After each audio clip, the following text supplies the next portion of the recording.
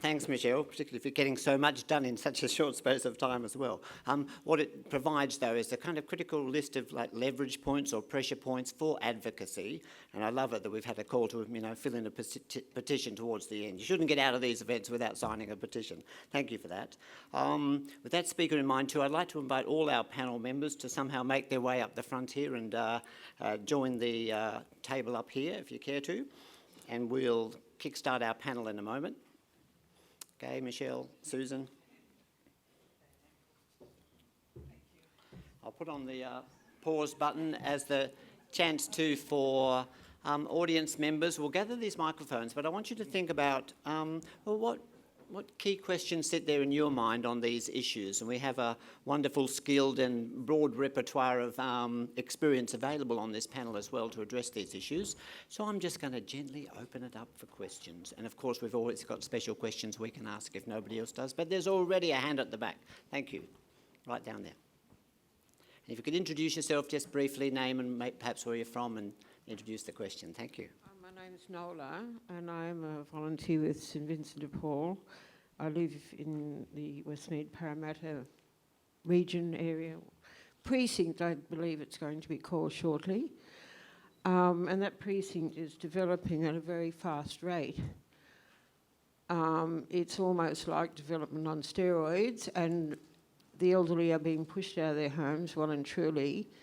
And I remember listening to a talk by Mary Robertson, the ex-president of Ireland, who said, when you treat the vulnerable in a society with care and compassion, you make that society a bit more gentler for everyone. And I can understand that. I listened to that talk. It was very crowded. I had to find a friend in a queue going right down the street who had the tickets. But it was very interesting what the speakers had to say, and as the speakers tonight, very interesting as well. But I kind of get the impression that the price of people's homes going up at a rapid rate is more of interest, personally, than who's out there without a home. And I get that impression rather strongly in the area I live in. And I kind of think, how do you make the two work together? The sort of over-interested in skyrocketing real estate that used to belong to the government but doesn't anymore. It's all around me, I see it all. And how do you then get a society that gets back to actually really caring for people, not as an income source, but as people in the community? Thank you. A very big question, since we've got, I think we'll put the first one to Susan. She's our keynote speaker. See what she can do.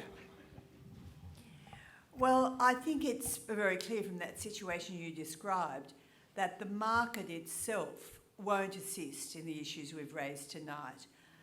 People who have a house are happy to sell the house for the highest possible price. We have lots and lots of people coming in buying houses simply as investments. Of course, they're allowed to do that, but that puts the price up again. And without a break, it will just keep on happening. You know, we now have a new governor of the Reserve Bank. The last governor's just retired, and both of them are saying what's happening with housing prices. Glenn Stevens used to say, well, he used to suggest it might be a bubble and it might burst. It's not bursting. I mean, the resources are there. Certain wealthy people or certain investors have the opportunity to pay anything they like for a property they want because they believe that they will make money out of it. And that's what's happening.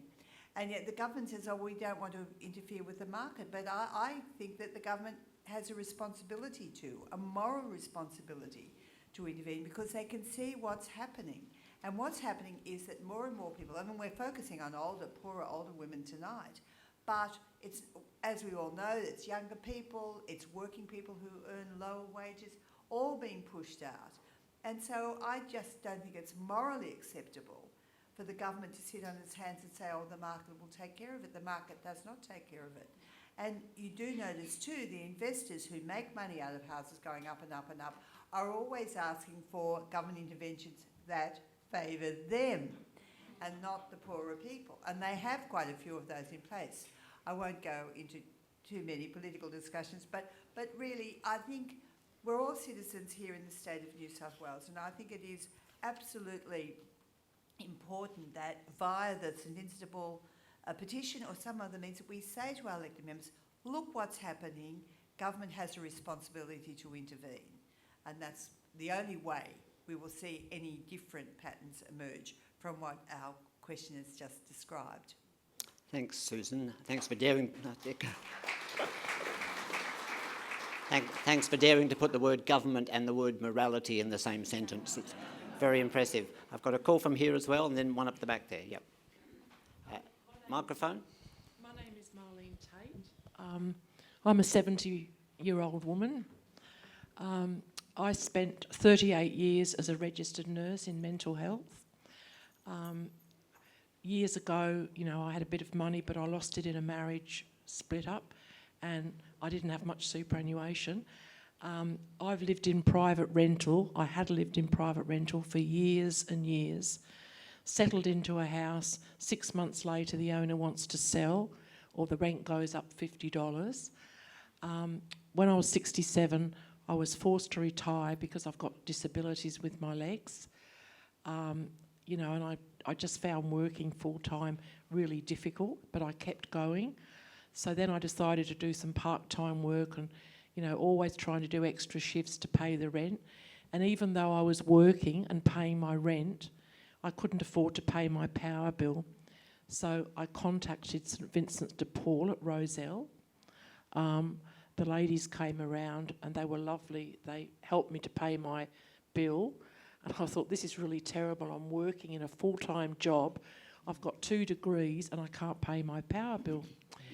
So one of the ladies suggested that I go in and speak to Donna Boyd, who's the community support worker at Rozelle, but I was too embarrassed to go in and see her. I made 2 appointments and cancelled because I was embarrassed that I was working and I didn't have any money. So then I got sick and I was forced to retire.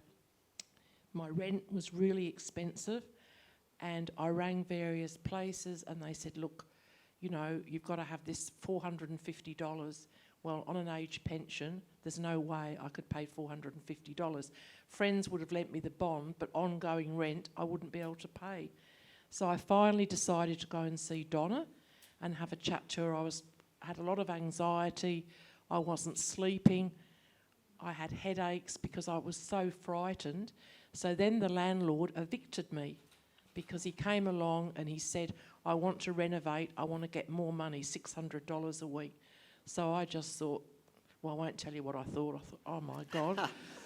And, he said, you're just going to have to move. I said, well, I've got nowhere to go. He said, well, I'm a multi-millionaire, you'll never be a multi-millionaire. So I just went to see Donna and I was sort of mostly crying and upset because when he evicted me, I was in the middle of the shopping centre at Balmain and I just went to pieces. I didn't know what to do. So it took some time. It started off very negative.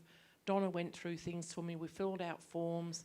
She just pushed and pushed and pushed. And I said, look, basically I'll live anywhere. And then I had a dog and a cat. Well, you're supposed to give up your animals. You're not supposed to have any joy in your life. And a lot of places prior to Donna had said you're earning $5 too much or you're not on the poverty line.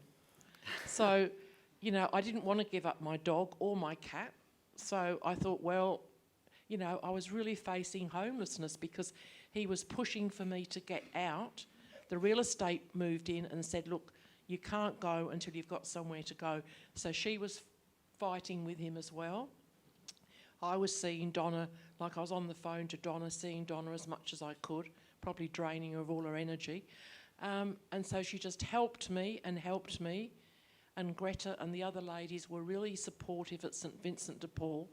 And I finally got priority housing, which I was really shocked. So then they had to find a place without steps because I can't do a lot of steps. They found this little box for me to live in where I couldn't even fit my bed or a chair.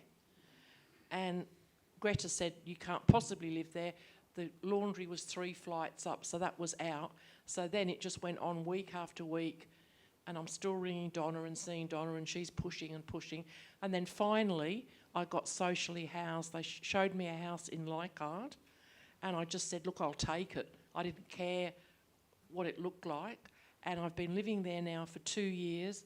You know, I've made a garden, I've made it homely, but I don't know where I would have been living, probably in front of the neighbourhood centre or at the back of Vinnies, I don't know, but there was no options for me because the places I applied, I was too old and I wasn't earning enough money. And they said we couldn't possibly rent to somebody on an age pension. So there you have it.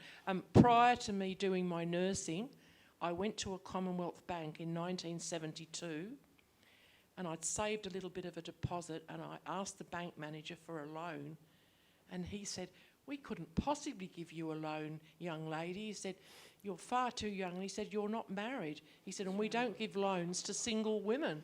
That's right. And shooed me off. I didn't even get a cup of tea. So that's just an idea of what you're facing. You know, you think your life's going to be great. You've got a professional skill. You're going to find somewhere to live. And, you know, and this thing about living on superannuation, I mean, it's just bullshit because you don't get the superannuation, pardon my French. You haven't got it if you've been a mother or whatever. You haven't got thousands and thousands of dollars of superannuation. So I have to thank Donna Boyd at St Vincent de Paul, but all the staff there have just been so wonderful to me, and I'm a very lucky woman. Thank you. Thank you.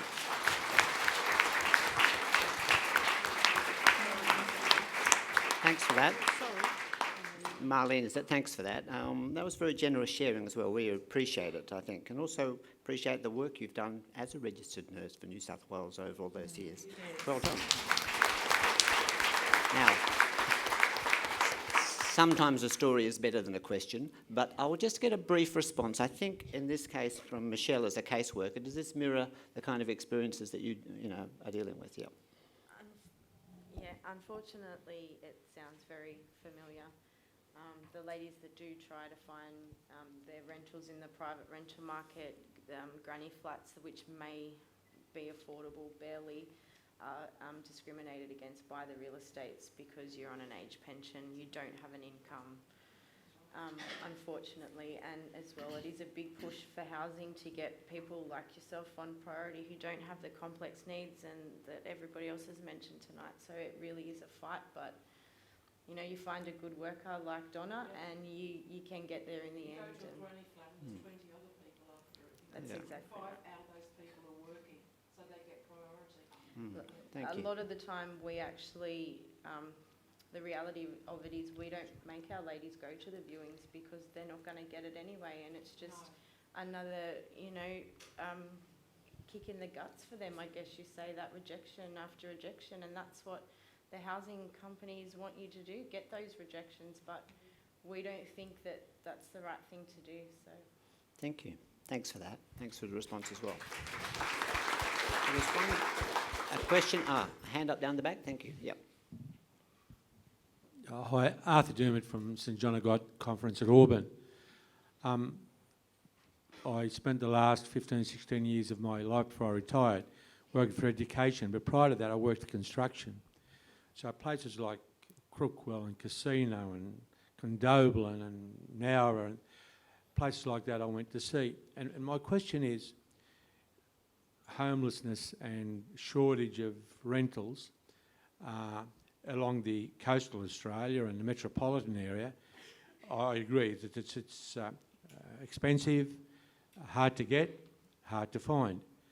But have we thought about regional New South Wales? And I know that work would restrict younger people who are working in regards to going to places like that, but I know in my travels and in my work, you're looking at housing that was offered virtually for, in today's terms, maybe $200 a week. But that's regional New South Wales, that's country New South Wales. And by country New South Wales, I do mean places like Jervis Bay. I do mean places like, I'm trying to think, Huskisson, Vincennia, as I said earlier, Casino, Cooma, Crookwell, Condobolin. I can't think of any more. Orange. Have we investigated that, looked at that? Is that a reality? And we can't say that the infrastructure isn't there because there are people living there, so it's there for them. Hospitals and schools and roads and I don't know. Is that a thought? But that's always puzzled me, that there is space out there, there is room out there that's not being used. Okay. Should we take advantage of it? Sure, thank you. Thank you for that one. Maybe Katherine, from New South Wales perspective, any views on that? Yep. I think the first thing to say about that is that people aren't individuals by themselves. They have family and community as well, and so the reason why people like to live where they grew up or where they've worked or where they have lived previously is because they have a community and family connection, and that, as you're ageing, that's actually really important, particularly in terms of well-being and health, in fact. So I think that's the first thing to say. The second thing I think is that yes, it is more affordable in rural and regional areas, but that actually is decreasing as well. So places like the South Coast, Jervis Bay and so on that you were mentioning, I think you might find that they're not that affordable anymore. So it is actually reducing across, across New South Wales. And I guess the final thing to say around that too is not just about community and sense of place, but it's also service networks and access to things like health services, specialists and so on. And that is, whilst there are people living in rural areas, they experience those barriers all the time, but they have community connections, so they choose to stay there and manage those issues using those community connections. I think for people who are outside that community, moving to somewhere where there aren't specialist health services or health services and so on is a huge challenge as well. So I think that whilst it is more affordable in some areas, I think we need to make sure that it's affordable regardless of where people live. There's a lot of discussion, particularly around affordable housing at the moment. If you look at Sydney, because it's so unaffordable in the inner city areas, and that's now almost out to beyond Auburn, you're getting a less of a mix of who lives in the city, and so you're having you're getting a more polarised city. And so I think we need to think about that when we're thinking about these kinds of solutions. We need a really diverse community, regardless of where people are living. Thank you. Yeah, please, Gabe. You were talking about a lot of the towns that come under my diocese, and it's really interesting. I live in a little town called Picton, and the average rent there is $480 a week. And Wow. when people come in to see us, whether they be homeless women or whoever, sometimes all we can offer them is a swag. And I think that's truly sad. Thanks, Gabe. Thanks for that. I think we've got time for one or two more questions. One here in the middle. Yep. And then there's one, make this a final one down here. Yep. Thank you. My name is Connie Smith. I'm a case manager with Stepping Out. And there's just a few points I'd like to... Succinctly. Okay, I will try. One is that women work around the needs of their children. So many of us work in, casual or part-time jobs. And we're paid very poorly because we are in the caring profession. So that means that we don't have the ability nor the capacity to build a huge super fund. I think there needs to be some policy changes in the advocacy where women who are working in part-time or in the caring professions the employers might have to pay an extra 2% into the super fund. Good point. I think that's a point I will make for now. Thank you. Any member care to do a quick response to that? Anybody? Yep. Only that sounds like a great idea. It's a great idea. Good idea. And look, I agree. I think there should be more superannuation payments for people at the lower end. There's been a bit of movement around if you're trying to follow what's happening in Canberra with superannuation.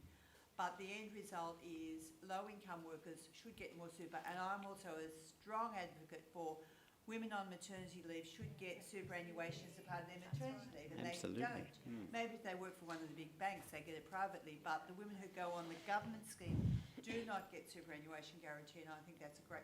And I also think people who are getting the carers payment because they've had to stop work to care for their adult children or their parents, they should also get the superannuation guarantee.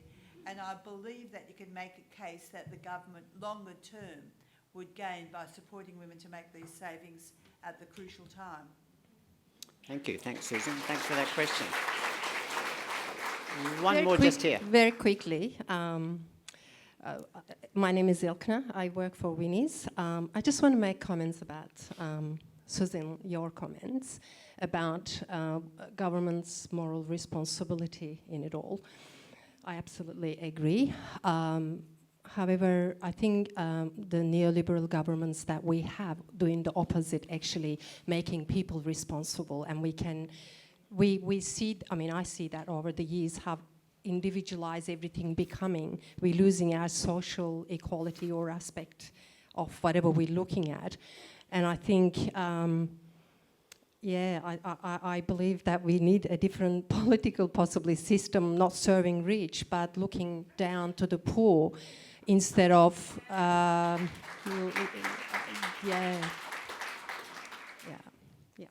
Thank you. Is that a comment or a question?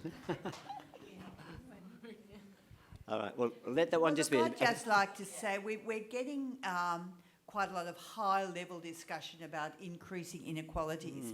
If any of you listened to the recent Boyer lectures, Sir Michael Marmot talked about, who's Australian but has lived and worked in medical research in the UK for a long time and has been very involved in a lot of health policy areas. I mean, he makes the point that the whole society pays if we allow inequalities to increase. It's a pretty obvious thing to say, but I think we have to keep on saying it. And, I mean, you might find I sort of point to, if I'm talking to the Commonwealth Government, I say, look, if you look after people better, you don't have to pay them so much for sickness benefits, blah, blah. State government, I say, look, if you support affordable housing, you won't have so many people on your waiting list.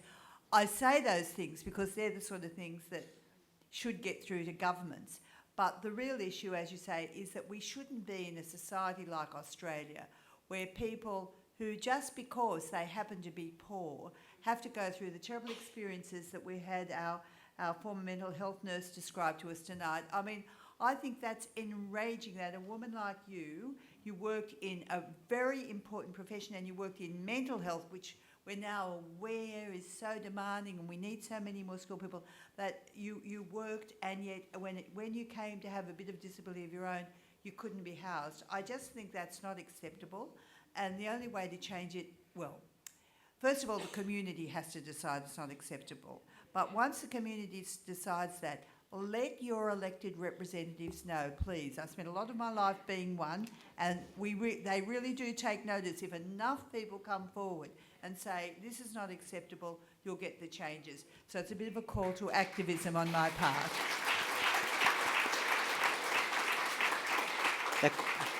Thank you, Susan. And the call to activism might be a good trigger for actually our concluding processes as well. I like it too that there's a sense of, this is where the optimism could emerge from that might be back like those 1980s, 1970s moments. We'll see how we go. Thank you for that.